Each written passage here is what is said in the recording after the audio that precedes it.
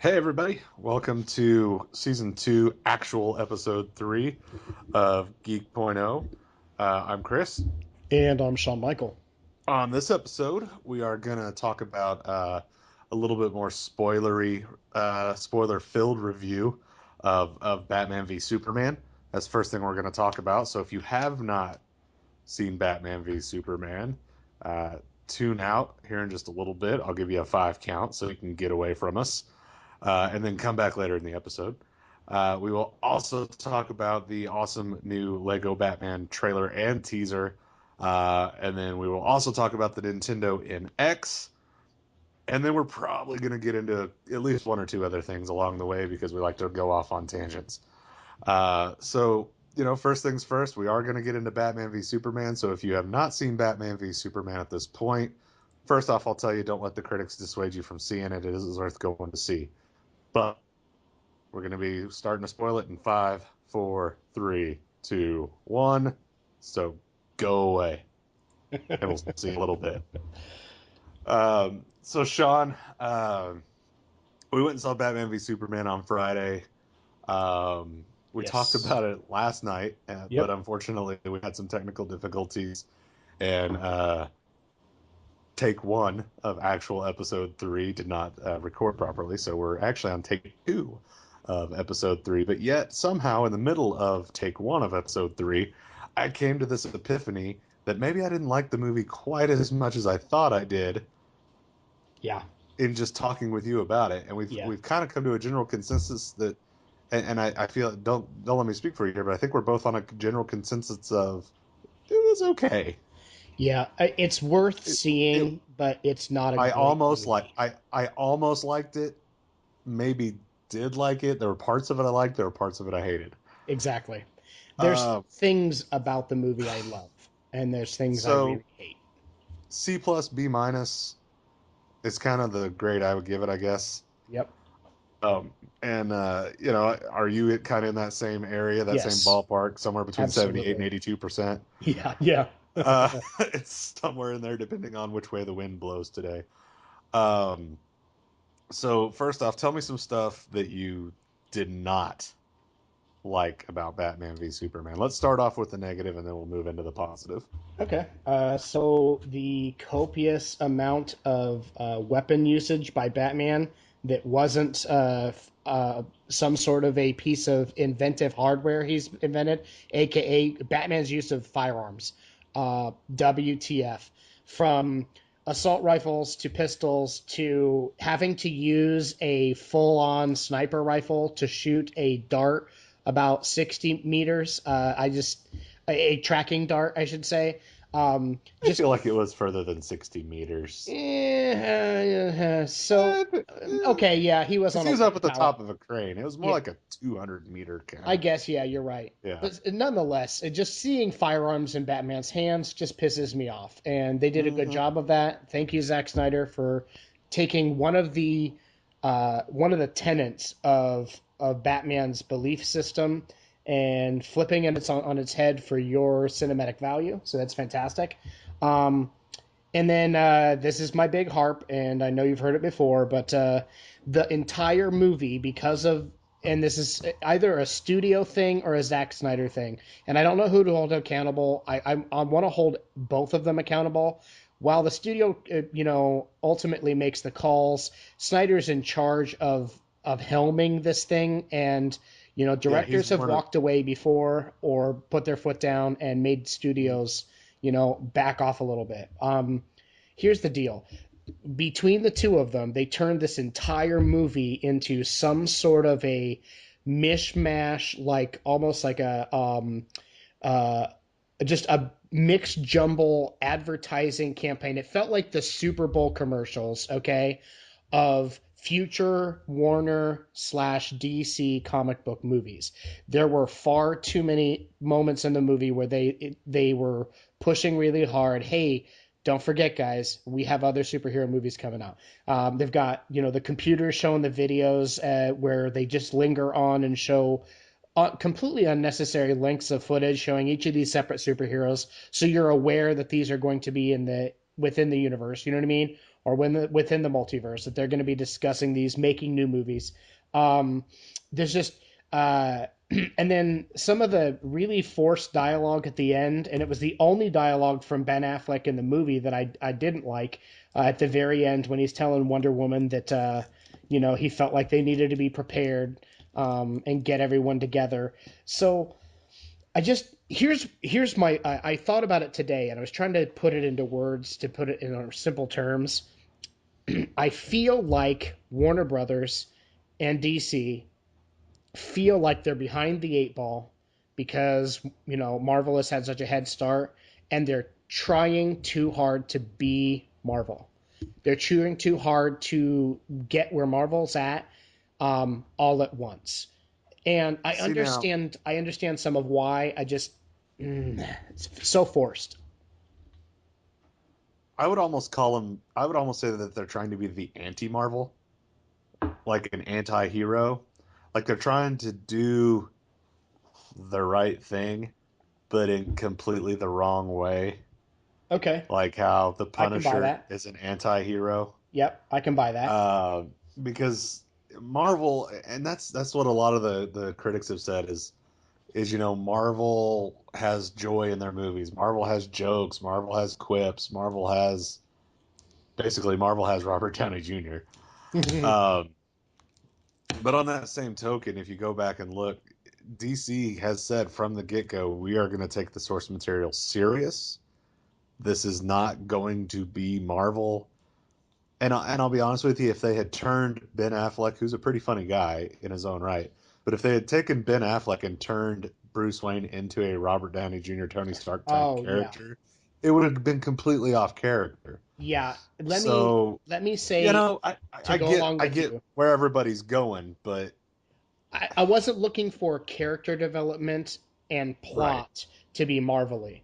What I wasn't hoping for was for them to divert from the plot, okay? Just so they could There was a take some more. plot. Well, yeah, divert from storytelling just so they could Right. push into my face, hey, look at these advertisements for these other movies, and don't Yeah. forget, you might want a cool, crisp Diet Dr. Pepper while you're at it. I'm Oh, just like, yes. um, Cyborg brought to you by Diet Dr. Pepper. yeah, so It was so brutally obvious too. That was what was so bad about it. yeah. Um, but well, what else did you not like about? Was there other things that you did not like about the movie, or are those kind of your two big Those are my two biggest ones. annoyances? I know you had a Ultimate, lot to say about the Batmobile chases as well. yeah. So here's the deal. I'm big on physical and practical effects. Everybody knows that. I love Mhm. when a team comes together and decides they're going to make a movie and they're going to make it believable to the people who watch it. That's one of the things that made Star Wars, with all of its CG wonder, so amazing. Was so much of what they did with the new Star Wars movie was so much of it was practical effects, like the bread that inflates itself with water. All of those things were practical effects, and it really adds an element to it. The Batmobile has always been a practical effect element in the movies, and in this one, after we go past There is a practical Batmobile out there. So then please use it and film yeah, it and do stuff with it. Please don't show me one well, scene. Superman ripped the roof off of it. Yeah, so please don't show me one scene where Ben Affleck is doing amazing crap like towing a Dodge Charger behind him and throwing it up in the air and landing it on another vehicle, and then go Yeah, straight into rubbery CG animation of this Batmobile bending around corners and flying through buildings and a boat. So that was a big one, but I want to yeah. that for me really stuck in my craw. But ultimately, I think my biggest gripe about the movie was, aside from the blatant advertising and pandering and saying, hey guys, please stick with us. We're DC and we're going to be cool. We're going to make all these comic book movies. I know you're going to do that, okay? Um, but it felt like they just tried to cram too much stuff into one movie. It felt like Warner and DC said, "Here is our big blockbuster chance. Man of Steel doesn't count. I know what you're thinking." Yeah, I Man know. of Steel felt like a one-off from the moment it started. Um, so this was their big cinematic debut to bring comics to their viewers for their characters, right? To do something amazing and start this all fresh with their own superhero series. And they were like, we've got to put everything we possibly can in. So we need the kitchen sink, the couch, the shop from out back. The There's bathroom sink. Yeah, the bathroom sink. Don't forget those two chainsaws that are out by the North 40. Yeah, I think there's some more tractor parts. They threw everything in between the additional characters they roped in, the advertising, some of the nonsensical storyline plots. And yeah. I'm a fan, but I was super confused about the whole Flash thing. Um, I couldn't make sense of who in the heck it was talking to Bruce Wayne after he woke up from the dream, and then it turns out that I don't know whether that was a part of the dream sequence, or if that actually happened and it was, you know, Barry coming back to warn Is him. showing him the future, Yeah. and yeah, So much of it just got crammed in there, and I saw a bunch of people looking at each other like, what just happened after that, And they just tried to cram too much to try to put it all together and make sure that they created this base for all the things they yeah, want to do into one movie. And I think it lost a lot of people, and some people just right, started tuning out. And I think that's where some of the ridiculously overly negative things about this movie are. right, Um, and it's not that bad. I had gripes, obviously, but I still enjoyed the movie. I yeah, just think there's some crap in it that shouldn't have been there. yeah. I So agree. Um, I'm in the same boat as you. I think the same things that you didn't like, I didn't like. Um, Definitely the use of Batman's use of guns. I'll say this in the future scene in the dark timeline, the darkest timeline or whatever it's supposed to be, yeah, yep, where Superman goes bat crap crazy because pardon the pun, but goes crazy because Lois gets killed or whatever happens, and becomes a general for the biggest bad of them all. Um, and you know what? Then I'm fine. I was absolutely fine with Batman pulling out a Colt 1911 and blowing a dude's head off. That was a time and place in a future where that sort of violence was absolutely necessary to what was going on. I wouldn't see Batman being able to subdue an entire army of people given that situation. So that that part of it I was actually okay with. But the massive amount of bullets that were discharged from the Batmobile and the Batplane, um, it was too much. I mean, he was yeah, killing dudes left and right. He stabbed a dude in the chest, which actually the stabbing of the dude in the chest I was okay with because it was more shouldery. Because people are like, oh, he just stabbed a guy in the chest. He didn't stab him in the heart. He stabbed him up in his shoulder. He didn't right, kill the guy. Um, but the rolling of the grenade into the room, to yeah. blow the guy up. That was obvious. Well, I mean, okay, the batting back of a grenade into a room to blow a guy up. You know what though? Um, You just hit on a point, and I'm going to pause you real quick. yeah, go Your ahead. problem with the weapons, any of those things would have been totally acceptable and buyable. Okay, Christian Bale burned down an entire building full of Thank ninjas. you. Okay, so here's the deal: none of those individual elements would have been a threat to the storyline or to Batman's image. Were it Right. not for the fact that added on top of that, they had Batman holding a frickin' machine gun or a um, shotgun or a pistol every time he turned around. But when you Yeah. put that in there, now everyone, as fans, even you and I, Hmm. are now questioning even those things, going, well, dang it, there he's stabbing a guy. There he's preserving himself by knocking a grenade back and it blew people up, you know? Yeah. And Right. those wouldn't have been issues if it weren't for the fact that he was parading around with a pistol or firearm every time you saw him. Right. And and and I know that's Zack Snyder's. Zack Snyder has and you see it in every single one of his movies. The guy's got a little bit of a bloodlust. He Yeah. likes to see people die on film, and he likes to shoot it in cool ways. In all honesty, his best course of action would be to go shoot Saw films because he'd probably be really, really, really good at it. Um, he could probably do an awesome horror. He could probably do awesome horror movies. I bet he could. I bet he'd be awesome at it. Here's my thing. This is what the other thing with the Justice League, like you said, with the videos. I don't like the fact that Lex Luthor has apparently named all of the people in the Justice League. Yeah. I I noticed that. don't like the fact that he knows who everyone's secret identity is. And I don't like the fact that they ham-fisted it right into our face right in the middle of the movie. Exactly. It was absolutely unnecessary. And you know what it would have been great for? A Marvel-esque cutscene at the end of the credits. And that was the most like that was when you said that that That was would have the been the perfect perfect use for encapsulation. that. So after the credits, we have this 30-second clip where Batman is going through the rummage of Lex's lair after he visits him in prison, and he finds Hmm. this laptop that's running some stuff on it, and he then's when he sees the videos. That'd be And perfect. then all of a sudden, next thing we see is him meeting up with Gal Gadot and telling her, she needs to get prepared and they Or need to even go just a find the other phone call. medics. Or a phone Even call right then and there. he Yep. whips out a bat-shaped phone, Yeah. flips it open. Hey, Diana, we're gonna have to be prepared, and we Some need to find these other meta something's units. coming. Yep. Yeah, something is coming. That would have been a perfect use of that. Here's another thing: we don't flippin' need to see, and take this for what it's worth. Hey, every other person that ever makes a Batman movie for the rest of time forever, we don't need to see Thomas Bruce's and Martha Wayne parents die. being killed. Yes. We know what happened. We've seen it like 5 times. We know what happened. And it loses its impact when It loses its every impact. single person tries to retell how it happened and everyone Uh-huh. does a different take on it. It Though I will loses say its this. power.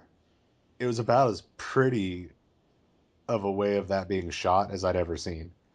Yeah. The pearl necklace getting caught on the Yes, pistol, and when yes, it yes. shoots and the And it hammers and snaps. the slide snaps back and it snaps the pearls, that was absolutely gorgeous. But the scene was too long. Yeah. They could have made that scene 2 minutes instead of 20.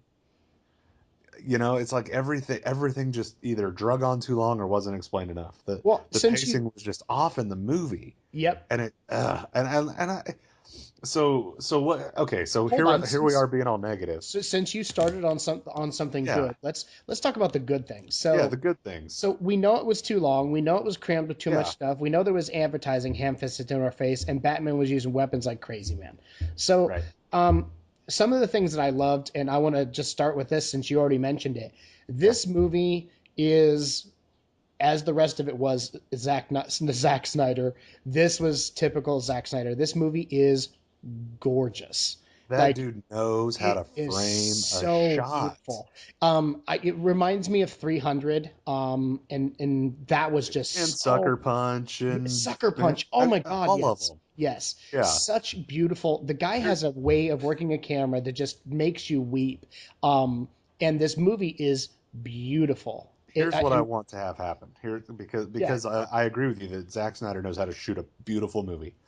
This is what I want. I want Ben Affleck to become the head director for Justice League, and then I want Zack Snyder to be the DP. I want yep, him to be the director of yes. photography to help frame the action shots. I just fixed it. Hey DC, write me a big check. Ta-da! I just fixed your entire universe because Ben Affleck is an Academy Award winning writer and director. And he will fit because as long as Zack Snyder is shooting these movies, as long as he's in charge of Justice League Part 1, we're going to continue to have these same problems Yeah, because everything that everyone's griping about with Batman v Superman is what they griped about with Man of Steel. yeah, that's a good So point. you want to fix it? Let's have Batman walk up to Zack Snyder, bop him on top of the head while he's in the bat suit, and just take the camera and reshoot the movies. Okay, Yes. let's just have that happen. That's a mic Uh, drop, and we move to the next topic. That was so perfect. so that's what needs to happen. But Uh, let's do cover some things we liked about the movie because there were things we liked about the movie, and I know I interrupted you to get onto another negative yeah, tangent. yeah. But what else did you like about the movie? Uh, Batfleck. He was awesome. So Perfect. anybody who knows me knows that I think up until I saw this, Christian Bale was absolutely the best Batman ever.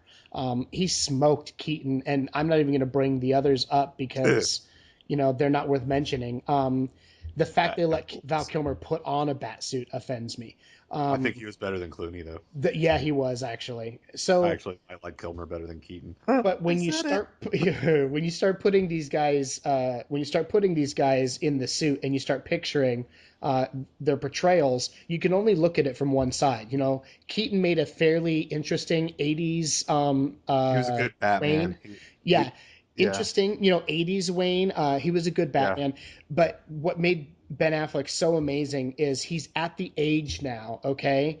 He's Uh-huh. he's got this really, really ruggedly handsome, like Hmm. aged, dignified look to him. He plays Yeah. Batman exceptionally well as an ass-kicking superpower, but he also plays the debonair, older Bruce Wayne just perfectly. Like I can't picture. He's just so good, and he steals the screen every time he's on it. And Like I felt bad, for to, Henry Cavill. for Henry Cavill because the guy Yeah. he's a good looking dude, and he's got a presence. But Yeah. the second he's on screen with Affleck, it's just like Affleck's He talking to looks some dude. little.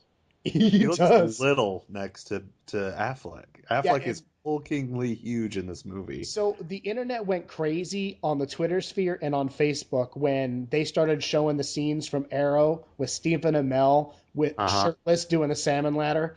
Yeah. Um, Ben Ben Affleck Affleck makes him look like a literally, stick yeah, figure. Ben Affleck literally rocked him like in Yeah. one scene, all of Amell's scenes put together. Yeah. That scene where he was doing the pull-ups with like the Like 100 pound 90 weights pound chained, weights. Yeah. yeah, to his legs. I He was had like, like two dude. 45s around his waist and stuff. Yeah. And I mean, that guy is Yeah. swole. I It mean, was full on beast mode. Dude was cut up. I didn't Looked like know he was Ben made out of Affleck could marble. get like that. It blew my mind. It was impressive. But I'll Yeah, tell you this. The whole because I and you know what, I'm gonna be proud of myself here. I feel like yeah, yeah. You called it. You called Me and it. Kevin Smith were the only two people on the face of the earth that were okay with Batfleck. I Because doubted it. I doubted it. everybody was, I felt bad for the guy because everybody was just like, they should have given Christian Bale $1 billion so that way Ben Affleck would not be Batman. Ben Affleck is terrible. Ben Affleck needs to burn in hell. I mean, it was literally everyone was destroying Ben Affleck, and he turned out to be, if not the best part of the movie, he was best A. Like there was best and then right after it. So he was up there. He was either the best or the very, very next best thing, and it'd be very hard to make a call in between. My thing that I think may have sold me on the whole thing was when he was in the server room and Mercy came in there and he acted like drunk Bruce Wayne and Mm, was like, "Hey, I hmm. like your shoes," or Yeah, "Hey, nice shoes," to try to, I had one more martini too many when when he was in detective mode. I thought that was awesome. yep, So, I was very happy with Affleck. yep. What else did you like? Um, I liked this. A hard way to say this. I liked Eisenberg as Luther. Um, from about three-quarters of the way the movie on. Um, I really felt his portrayal. I think he makes a good Luther as long as he's not being too campy and too animated. It felt like the first part of the movie was like the Super Troopers version of of Lex Of Luthor. Lex Luthor? Yeah, and Yeah. then after when the movie got truly dark was when he kidnaps Lois Lane and he brings her Oh to the yeah. helipad. Yeah. And that whole scene happens where he shows that he's got Martha Can't. Kent, and that scene it's crazy dark and demented, and then Eisenberg right there is at his best.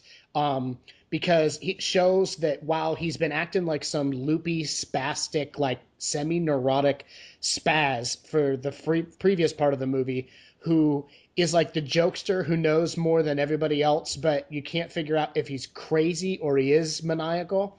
Right. Um, he goes straight into the evil bad man, who is a formidable opponent who is always underestimated by everyone around him. Yeah, he's 10 steps ahead of everybody. Exactly. That is Luther. And he will stop at nothing. He is so depraved and well put together. And Eisenberg played that perfectly at that point. Yeah.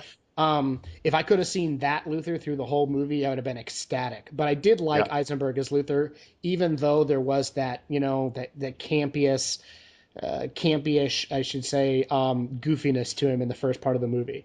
Yeah. Um, I would have liked so to have seen him be more Mark Zuckerberg from The Social Network, less Jim Carrey from Batman Forever. there you go. Yeah, That I feel like that was his that was where his needle kept going back and forth. yeah. Um, see what else did I like? Gal Gadot, Gal Oh, Gadot, Gal yes. Gadot, however you say her last name. I never can remember how to pronounce it. But I was excited for the Wonder Woman movie because of the fact that it was a Wonder Woman movie. I am now pumped for the Wonder Woman movie. She Yes, was pitch absolutely. perfect. And Yes, that she was. when I said Affleck was either the best or the very next best thing, she's the thing that he'd be battling Yeah. because she was stupendous in the movie. There's one scene in there's one scene in battle where they're fighting Doomsday and she Oh, gets yeah. smacked across the battlefield and has this little smirk, just this little smirk on her face that shows because she says at one point that she had left the world a man, for right around 100 years, so she hadn't been in battle for this whole time, and you see this little smirk pop up on her face, like, hell yeah, finally I'm back in the battle, and I'm gonna go. I can unleash the Themyscirian beast upon this monstrosity that's attacking us, and just the pure joy and maybe to the point of ecstasy that Yeah. she just had across her face. I was Yep. like, I was bam, sold, Yeah. sold. I think I Take my remarked money. I'm gonna go see Wonder Woman. when we saw that, I think I remarked that I couldn't tell whether um, she was enthralled, like she was excited about the battle, or whether she was turned on, because the look on her face is so perfect.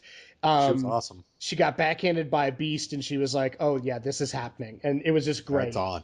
Yeah. Oh, and then the line that she delivers, I've destroyed monsters from other worlds before, and Yep. I think she had like people have said she only had like 9 minutes of screen time, but those 9 minutes were impactful, baby. I remember every They were a minute of it. Yep. great 9 minutes. Yeah. Did you notice Uh, when she was getting in the car at the party, the guy, the porter who was holding the car for her, did you notice him check her ass out when she was getting in the car?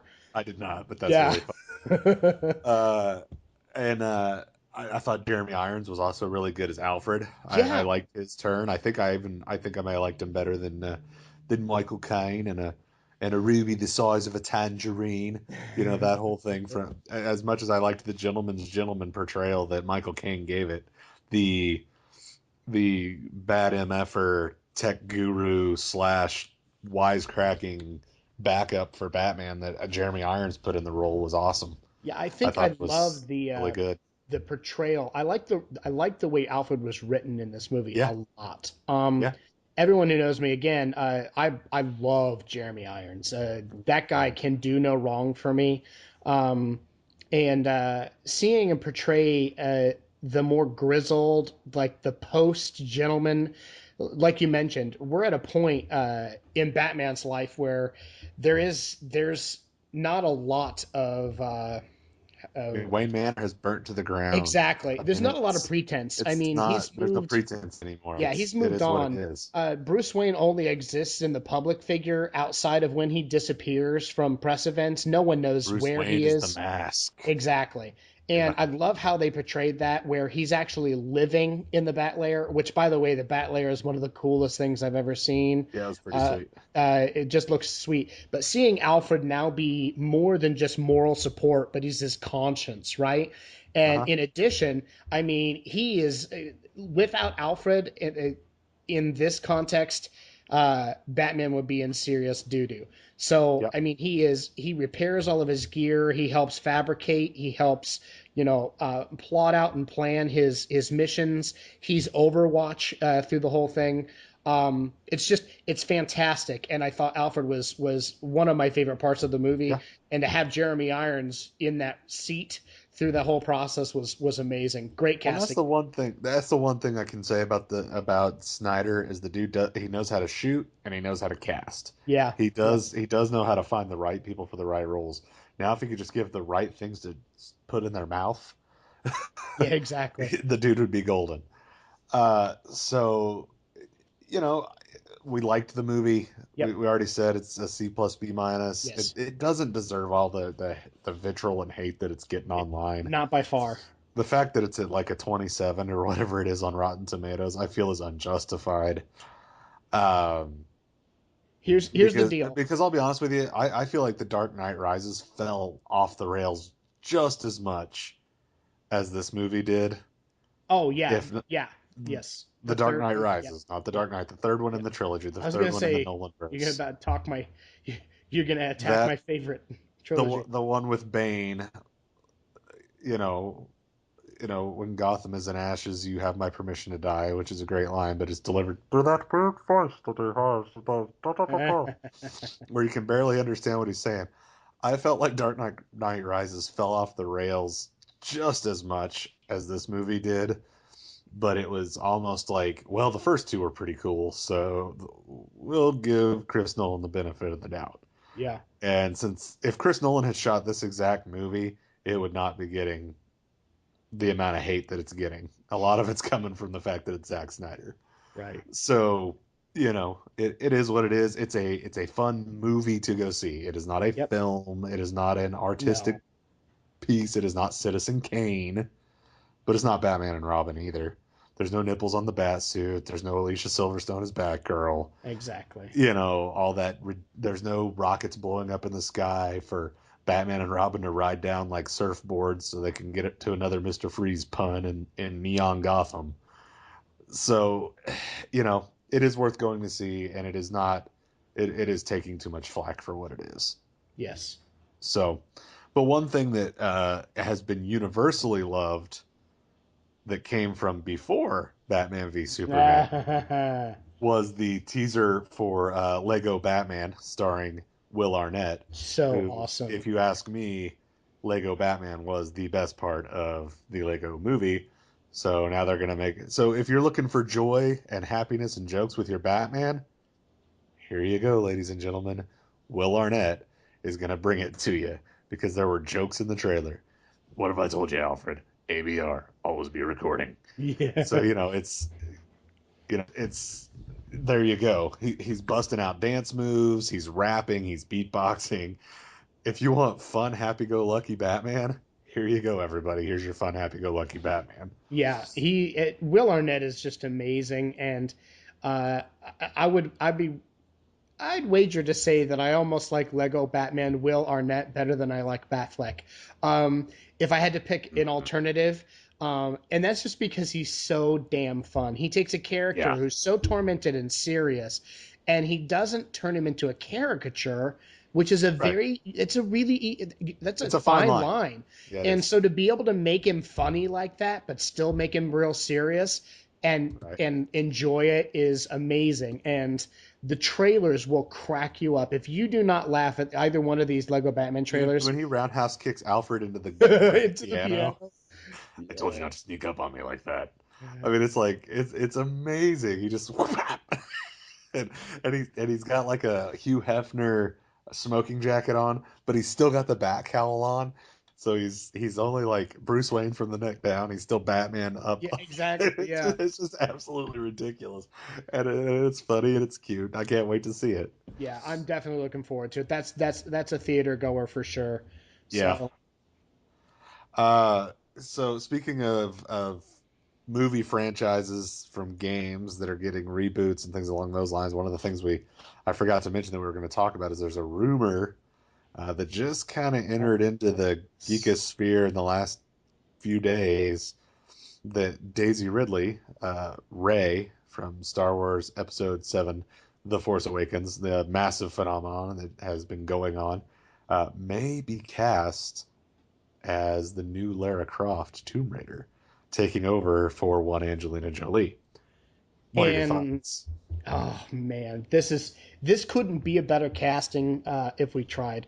So, um, those who are fans of the game, the original game, I think Angelina Jolie fit perfectly into that role. Absolutely. Absolutely. Because she was back then she was designed to be an overly pixelated, giant boobed heroine who walked around shooting stuff and watching her breast bounce. And She was Lady Duke Nukem. yeah. And so, but now we have transitioned. I think our society's become more gender aware, and we've become a little more conscious to the fact that she can be a badass, she can be all of these things and still be appealing visually without And just having be to a look like a whore.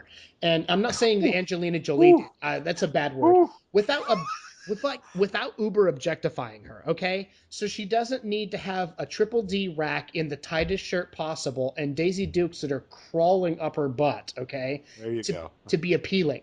Right. And so I think it's The awesome new video as game, the new games over the last couple of years have been a perfect gorgeous. demonstration of that. Yeah. Yeah. And she's much more of a woman and like she's much more real, okay? Girl Next Story. Very much so. And so seeing Daisy Ridley as a potential here to be cast of this, and though it's still a rumor right now, is fantastic because I think she'd bring so much to the role.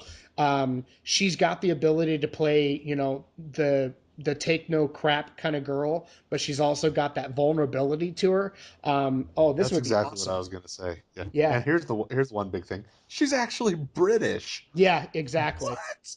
Yay. Mind blown. And Yeah. I mean, so not that Jolie didn't do a good job with her British accent. It was pretty serviceable. It was her British accent was as serviceable as Christian Bale's American accent is. There we So go. you know what that cross deal's fine. But something about the fact that they're having an actual British actress Is play an pretty actual awesome. British character makes sense. Because duh, why wouldn't you? From everything I can gather, Brits are better at acting than we are anyway, because they get all the big roles um, anymore. So, I think it's a good fit. I'm excited to see it. And when you compare her to what the new Lara Croft looks like in the game, there's a very good resemblance. It's not identical. It's not gonna be, but it's as strong a resemblance as Angelina Jolie had to the older version of Lara Croft. So I think it's a good fit. Yeah, I do too. So, and speaking of games, that's a nice little transition to get us to our last topic. Hopefully, before long, Tomb Raider will not be a Xbox One exclusive anymore. I'm ready to get the next one because I was really upset when Yeah. the first one came out. So hopefully it'll be available on the new Nintendo platform when it comes out, as well the Nintendo NX, which rumor has may be more powerful than the current PlayStation 4. Yeah. So here we go.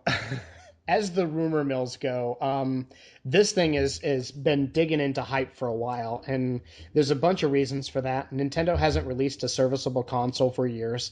The Wii sold on the merits of its quirkiness and uh, the the hype, and so it sold a ton of units, but ultimately as a console in homes, it failed as well because it sat underneath people's TVs gathering dust. It was the occasional use machine, not your everyday driver. It became the console that everyone had in addition to their primary console. So Absolutely. Nintendo hasn't had a blockbuster console since the GameCube. So it's been a long time since they've actually had something worthwhile for people to go out there and use. Obviously, they released the Wii U, and it was a dismal failure. Nintendo has admitted so themselves that they were, starkly disappointed with the sales of the Wii U. And there's been rumors, while Nintendo has denied uh, that they haven't made a statement, they haven't denied that they are actually discontinuing production of the Wii at the end of this year. Um, so in comes the Nintendo NX, right in the middle of the height of popularity of course, the PlayStation 4 and the Xbox One. Is the rumor that Nintendo has built a new console that is a two-part piece of hardware. It comes with a all touchscreen um, handheld component that's meant to be the controller, and then also the actual hardware unit that serves as the console itself. The rumors are that the system will support online capability, and that hardware wise internally, it's supposedly going to be more powerful than the PS4. Now, Current some the PS4. current PS4, and I'm got a big thing to announce or discuss right after this about that. Um, so some of the rumors are conflicting. And what I mean by that is one of the biggest rumors, as they've gone through, and it's been fairly consistent through the various outlets that have been making rumors or reporting them, is that the NX would be capable of 900p at 60 frames a second. That does not fall in line with a system that's more powerful than the PS4. That is definitely falls in line with slightly more powerful than the Xbox One, which is capable of 900p at 30 frames a second. And in some games, with some slowdown issues occasionally, 900p at 60 frames a second, but not quite capable of bringing 1080p at 60 frames or even 1080p at 30. So, Right. um, so it's interesting to see. There's been a bunch of speculation. There have been some patent filings out there. Take them with a grain of salt, if you will. Nintendo is just like Apple in their patent filing. They're famous for filing things that are misleading to keep people off the trail. The only thing we know for sure is Nintendo is developing a next gen console. They are calling it the NX. They've confirmed as much, and they are preparing to get ready to announce this thing this year, most likely at E3. Um, and if and Nintendo, I don't think is in a position to make another big mistake. So we have to assume that the Godfather of Gaming, the company that literally brought gaming to the masses and made gaming a household entertainment, Saved it. It yes, it straight up saved it. resurrected the gaming There industry. would be no gaming industry if it Yep. wasn't for the big N. We have to think that they're smart enough to realize this console has got to have all the things that consumers want. They missed the ball and lost followers for a decade when they decided that HD wasn't important to gamers, and when they decided that the only thing gamers cared about was games that played well, not games that looked good. So they've got to understand that they're going to have to be able to, come into this game either prepared for 4K or at least already have it in the pipeline, okay? Prepared to be able to add VR functionality at some point, and obviously be able to play games in full HD at the bare minimum at 60 frames a second. And then last but not least, and this is the one area that's been weak for Nintendo for a long time, online play. Yep. Nintendo has shied away from that and made it out like nobody actually cares about online play outside of, designing bobbleheaded characters in the Miiverse. Nintendo's got to move away from this goofy, quirky, in my mind, semi-retarded Ooh. me-based economy, and start looking at a new way of doing what they do. And this may be the reinvention of Nintendo when this new console launches. So I'm eager to see what's going to happen. But right now, everything we know is just rumor and speculation. There's I'll say this, Nintendo had better hope it's the reinvention of Nintendo. Yes, Otherwise, they're going to be Sega and they're going to be Atari and they're going to be pumping out Mario and Zelda games for Xbox and PlayStation yeah. to stay This is afloat. this is If without a this question console Nintendo's last fails, chance to bring a this is console it. to market. Yeah. So And even then, I mean, I wonder, and I know we've talked, you and I have talked about this. And as big of fans as there are for Mario and Zelda and Smash Brothers and Donkey Kong and Kirby and Kid Icarus and Metroid and all these titles that have been tent poles for Nintendo for, 30 years, is it enough? Is that going to be enough to get people to buy this console in the middle of a console life cycle? I mean, it's just if the it, console it's isn't going to have to priced be amazing, if and the it's going to have to be console's not priced well. yeah, if the console's not priced too high and it's truly amazing, here's the deal. And we've talked about this, I know. People underestimate how deep the love for Nintendo goes. Oh There have yeah, been a lot of people out there who aren't big Nintendo fans right now, but not because they're not fans of the company, because they're disappointed in what they've been given. But yep, I'm telling you right now, there are diehard PS4 and Xbox gamers out there who, at their core, are just just like dude, I miss Mario Kart sacrifice like for you the have no state idea. fans of of Nintendo. And if Nintendo brings an actual console to market that really appeals, or can compete, I should say, people will be lapping that sucker up, standing in line for days to get it, no matter how many consoles they already Yeah. have in their collection. Well, now So what would you say is your dollar figure? What would you say, 3.99? If it's more Nintendo, than yeah, 3.99, uh, then they Nintendo's actually never done that, and that's the good thing. I'm gonna say that 249 is gonna be their spot. It's always been their spot. They've yeah. never released a console at more than 249. It's their sweet spot.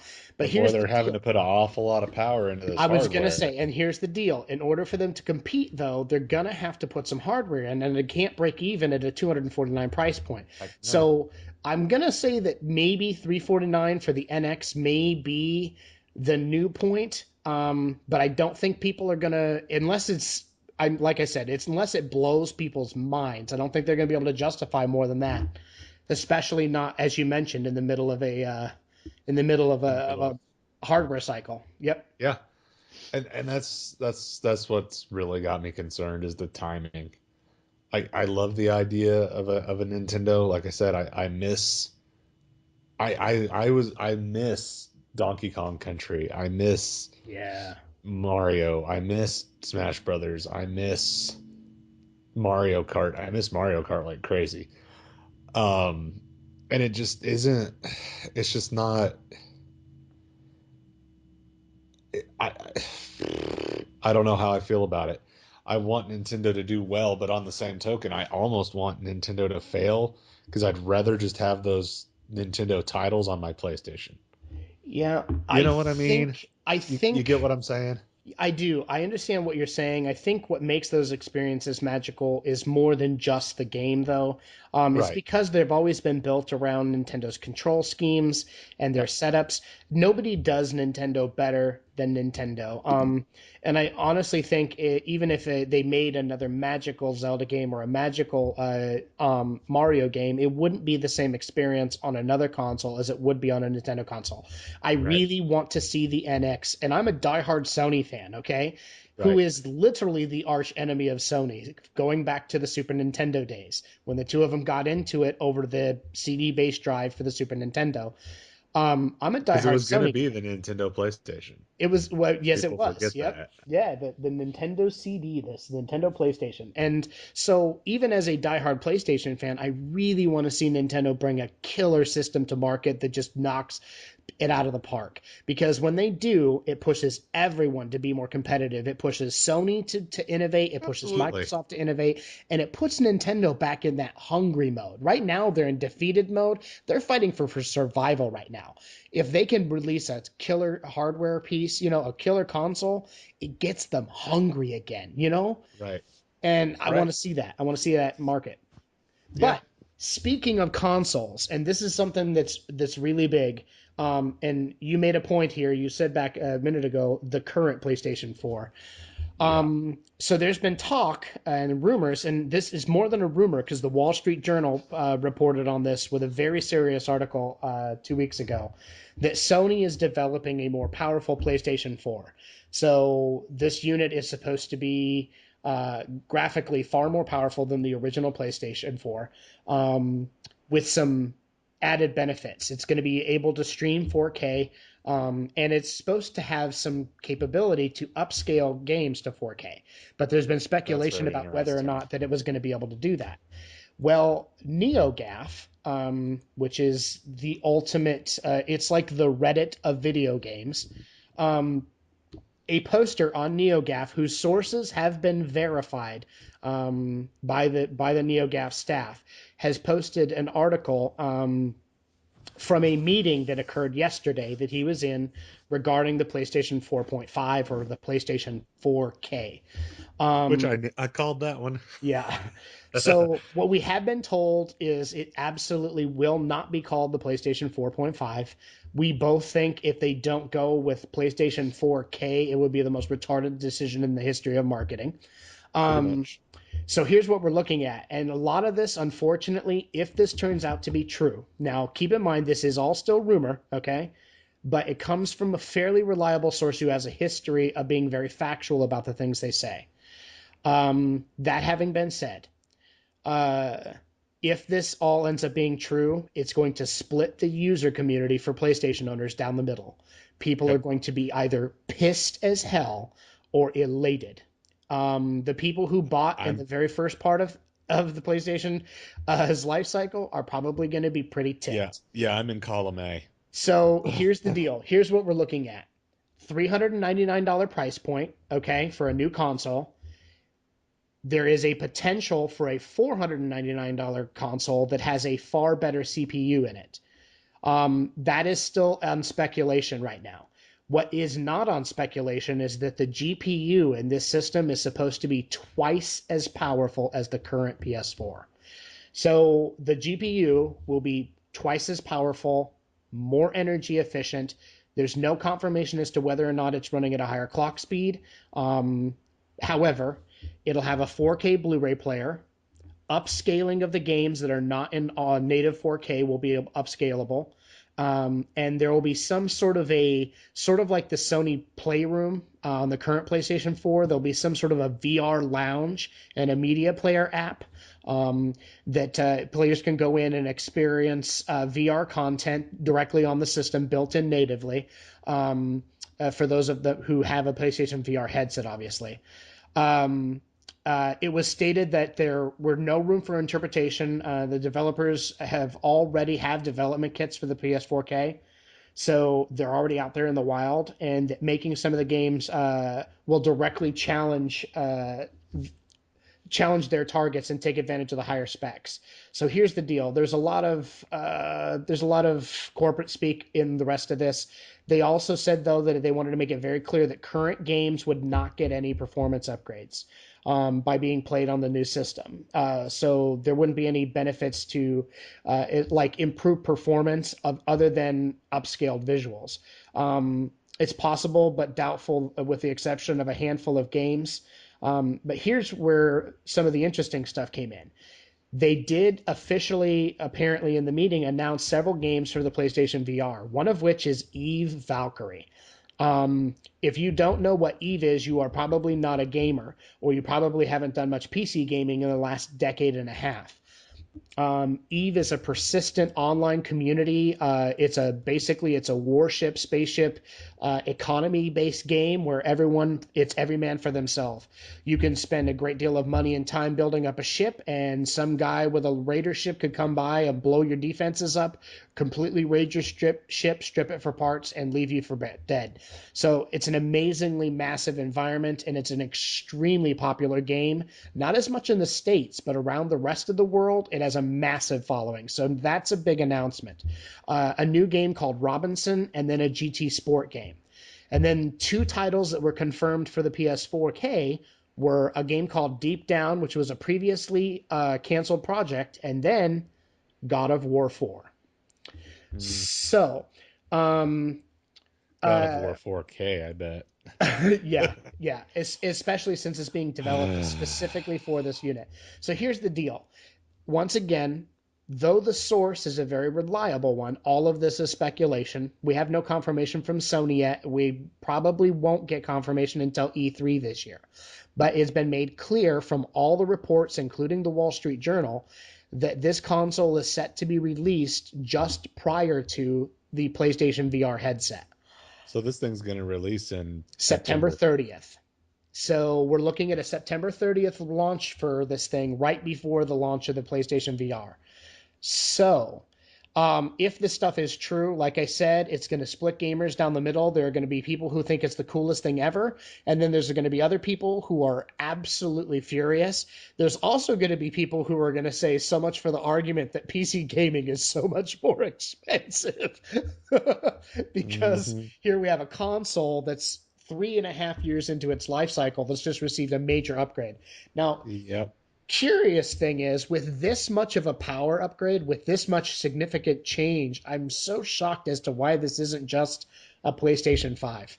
Um, Because then they'd have to redesign the housing and they'd have to yeah, redesign all I the guess. So then we're accessories. And talking in an entirely other yeah. another boat. But this is big news. This is a lot of stuff to take in for a lot of people. Another Yeah. $100 console is not what people really were planning on when they originally bought their Well, and it's not, PS4s. and yeah, absolutely. And I'm one of those people. And You I know, just bought another one, you so I'm just not bought another one, so you just upgraded to the to Gen the 2 the Gen 2, PS4. yeah, the Gen 2 Destiny edition. That's a little bit more energy efficient. I'm Yep. still rocking my G1. And I'll be quite honest with you, frankly, this pisses me off I get that. I do. because it just spits in the face of the 30 million people that have bought a PS4. That's what it does. And it makes me, instead of wanting to buy a PS4K, go buy an Xbox One. That's how mad it makes me. Don't do it. Because Don't do it. it's just so it's just such crap to do that to your fan base and your install base and your consumers.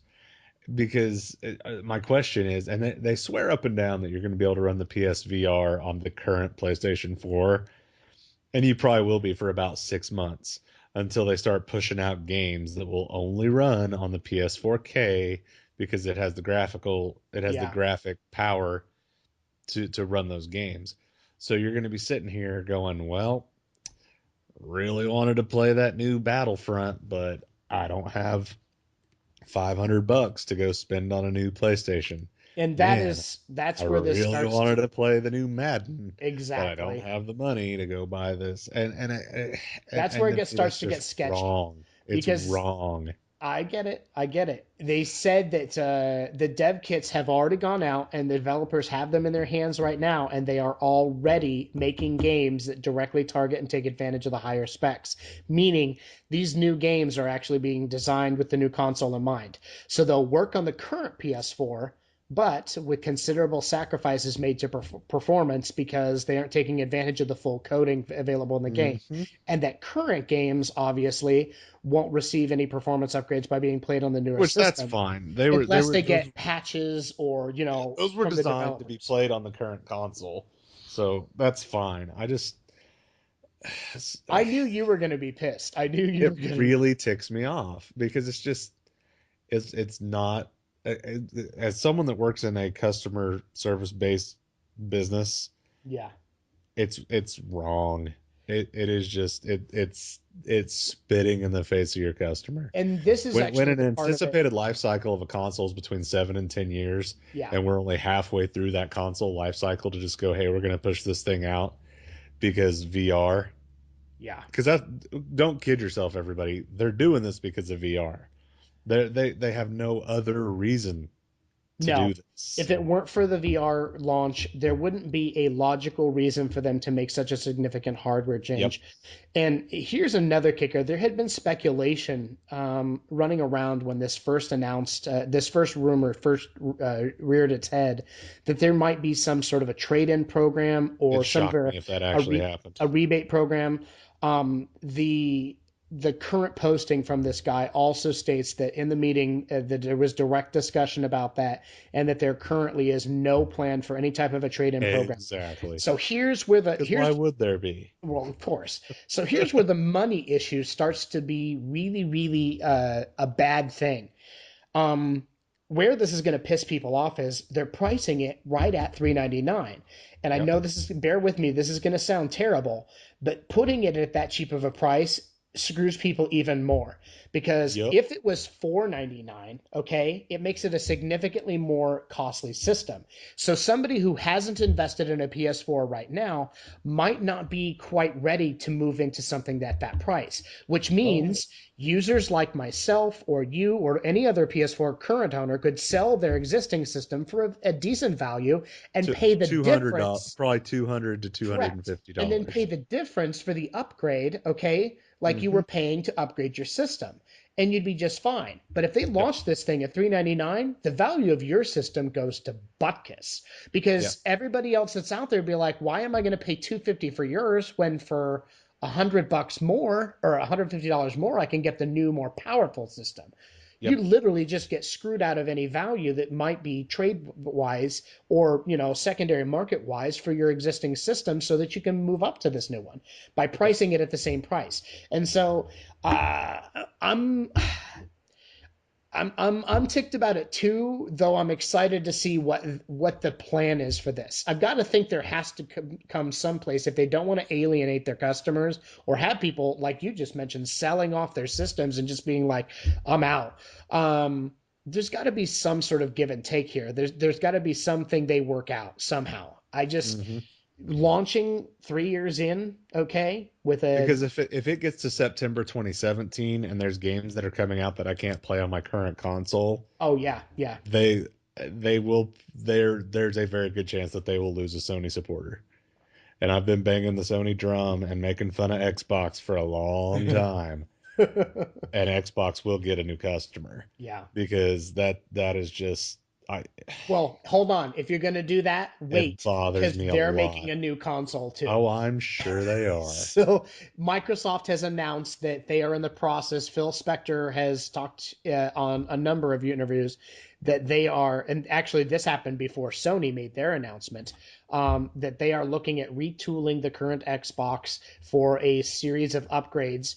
They haven't confirmed yet whether it will be an entirely new unit or whether it will be in the form of some form of upgrade to the current system. The one thing he did say is you aren't going to be able to go to the store and buy some package with parts in it and a screwdriver so you can make your current Xbox better, which kind of alludes to the fact that it's going to be an It's going to be entirely another new system. console.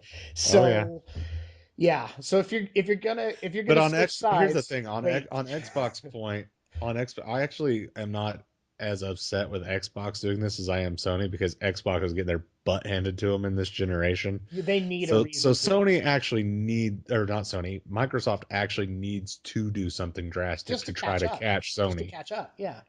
Sony doing this is 30 million people made them number one, and they're just hawking a loogie and spitting it in their face. Like I'm trying to figure out the logistics of this. Like when someone sat down in a meeting and they're like, "Look, we want more power for VR." Like I Yeah, could understand. I almost would understand if there was a separate box that was necessary for right. processing power for the VR.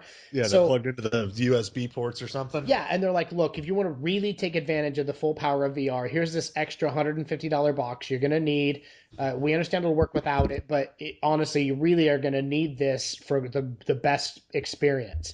And that But I'd be absolutely fine with. but I think what they're trying to do is they're trying to say we don't want to make that a niche market. We don't want to isolate these VR owners. But they are making it a niche market because instead of Exactly. adding a $150 box to your current PS4, they're going to make you go buy a $500 console plus a $500 headset bundle.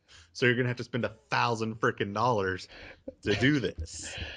So they're making it even more niche than they would have to do it the other way. You need a Because cup I of mean, Earl Grey. You need a cup of Earl. I need a cup of whoop ass to go take to Japan and dump over some guy's head. That's what I need. I mean, Uh, I wasn't as worked up about this as I was, I wasn't as worked up about this last night when we talked about this on the initial go through on this, but the more and more I've had time to think about it and stew about it, it's really got my goat up because yeah. I just it's such a poor way to treat your customer base for something because what's going to happen is VR is going to end up being niche because of stuff like this. So it hampers VR, which is a technology that's trying to gain steam. But when stuff like this happens, because we talked about this in our last episode, that not everybody has a $1,500 rig to add an $800 headset to. No. No. But you're almost getting to the point now where if you're gonna spend $1,000 to do the Sony version, you might as well spend 2,000 to do the good version of it and Yeah. get an Oculus or a Vive. So yeah, I feel like they're just shooting themselves in the foot and they're hedging so many bets. They're hedging such a bet and they're hedging their entire consumer base on VR to the point that it's going to damage. This could be the thing that turns them into Nintendo Yeah. because Nintendo screwed up by not moving into the Nintendo PlayStation and not hitching their wagon to Sony. This could be what turns Sony into a Nintendo or a Sega by jacking with their customer base. And I just Yeah. Obviously, I have a very strong opinion about this that I didn't have last night. Well, and you're not going to be the only one. And let's Right. face it, right now, I know I got everybody worked up who's listening, but right now If we have to anything, keep in I mind. probably got it worked. I probably am getting them all lathered up. The one thing that we would need to keep in mind is that this is still, as of yet, unconfirmed. This is speculation from a user on NeoGAF who Right. states to be intimately involved with the process. Right. I'm just as pissed They because are I They're saying they're announcing something on September 30th, though. so this could be it. You know, I don't know. I'm just as pissed because I just bought my PlayStation Right. VR. I just bought the You damn just thing. ordered one. Well, Yeah. yeah, I just ordered it. So Yeah. like I'm like, okay, now I'm in this hardware. So now am I going to be basically am I Butkus? Am I forced to get this new console now and Yeah. find someone to take my old one? Yeah. So there's so Well, and at much. least you're lucky because you have a second generation one that's a pretty special edition one. It should be easier to sell. Yeah, this is Mine's a true. first gen black, plain Jane Run of the mill. PS4, Yeah, I run of the gotcha. mill PS4. So I'm probably going to be able to get maybe a buck 50, a buck 75 out of it when this new one drops. It kills me. Yeah, And Sony, you better find a way to make right by people. I'm just saying, you better do yeah, something crazy like 4 years of free PSN or something. yeah. Because Or here's a crazy seriously, idea. How about you just eliminate that stupid bullcrap where we had to pay for online gaming anyway because we didn't need it on the PS3. yeah. So just Well, but get rid of PS3 that. online gaming sucked. So I know it did, but guess what? It was there and it was free. that's true. So so how about Right. that? How about I'll buy a $500 console and sell off my old one if they'll give me free lifetime PSN. There you go. There There it you is. go. That'd make me happy because I'm Solution. dropping $50 a year on it anyway. And since they're, well, you know what? That probably wouldn't be good enough because since they're going to release a console every 3.5 years, that's only going to get me $150. So Exactly.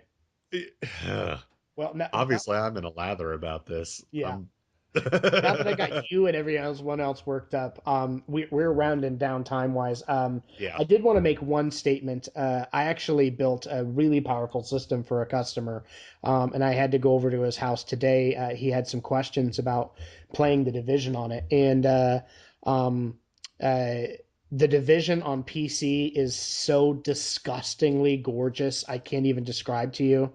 It's otherworldly how good it looks on PC, Maybe and that's what I'll do. Maybe I instead of buying a PS4K, I'll just go buy a $500 video card and be a I PC gamer yeah. instead. I can So buy a video card and a Bluetooth controller and get the exact ta-da! same experience on Steam. And he's playing it with the Microsoft Elite controller. Oh, that's a nice controller. And after putting it in my hands and feeling it, it makes me sad that Sony does not have an Elite controller of their own. It is such a good controller. And there's hacks out there Yeah. you can do to use it on your PS4, but you got to have crap hanging out of the front of your PS4 and it looks really ugly and They um have to do that with their flipping headset because God forbid they put yes built-in indeed. Bluetooth into the freaking. You know what? Maybe they should do that too. Let's build Bluetooth into the console if we're going to raise the price up. Or build a secondary radio so I can have four controllers and a keyboard and a headset all connected at once, not You have know, to like I disconnect other used to be able to do on controllers. the PS3. Yeah, ta-da. All right. All right, we got to wrap it up. Sony, we sang your praises last episode. Now we're wanting to run you through with a kryptonite spear, Batman style. Yeah, make us So change our minds. let's bring it all around full circle. Eat a bag of D's, Sony. So for that, we got you all lathered up. So it's going to be hard for you to go to bed after you listen to this. So hopefully you're listening to this in the morning. But you can now follow us. We're on iTunes, we're on Stitcher, we're on Podcast Addict. Yep. We are on YouTube. You can follow us on our exploits at our website, www.geek.0.com. You'd have to spell out point. You can also follow us on Facebook /geek.0 and on Instagram and Twitter at geek.0. On all of them, you have to spell out the point. So for that, for Geek.0, I'm Chris. And I'm Shawn Michael. Have a great week.